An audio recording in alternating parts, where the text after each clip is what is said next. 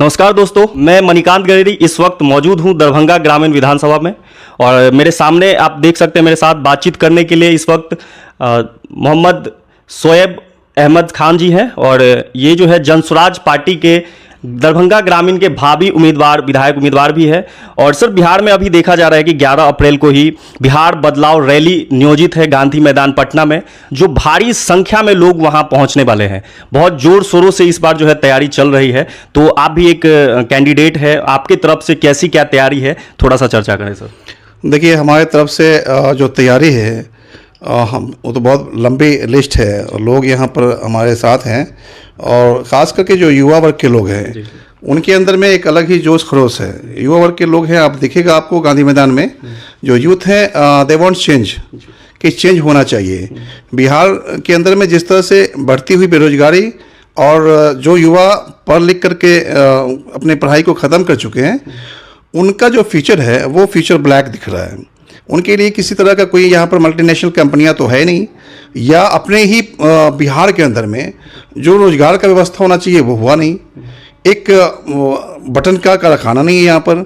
लोग आज यहाँ से प्लान करके बाहर जा रहे हैं, करोड़ों में बाहर जा रहे हैं लोग।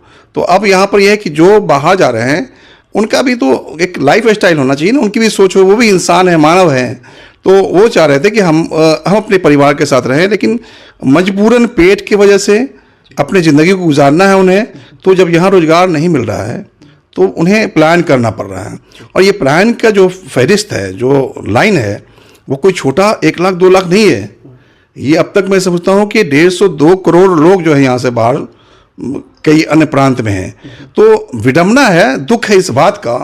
मैं अपने बिहार के लोगों से ये कहना चाह रहा हूँ कि आपको सोचना पड़ेगा कि जहाँ जिस दिल्ली, पंजाब, हरियाणा, गुजरात, महाराष्ट्र जैसे प्रदेश में हमारे लड़के जा रहे हैं काम करने के लिए, मुख्यमंत्री तो वहाँ भी है, सरकारें वहाँ भी है।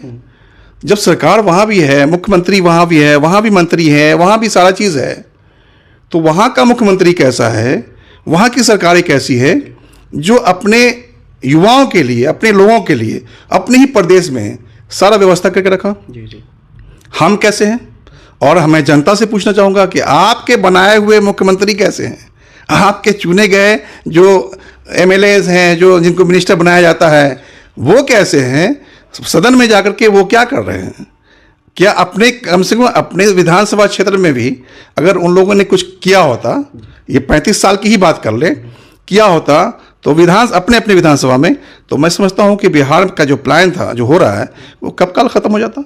लेकिन ये सब विजनरी लोग जब तक के नहीं होंगे, जब विज़न वाले लोग नहीं आएंगे, विज़नलेस लोगों को टिकट मिल जा रहा है। और जनता का जो वोट का अधिकार है, उस अधिकार को समझिए कि एक तरह हनन बोल दीजिए, हो रहा है।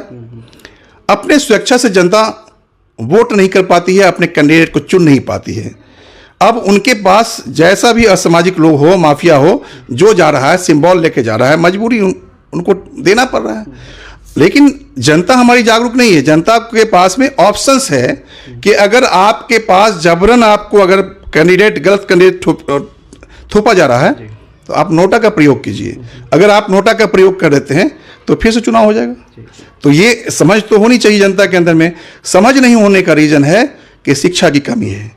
आज हमारा जो प्रदेश है और जिस प्रदेश के हम वासी हैं, मुझे भी दुख होता है और बहुत दुख है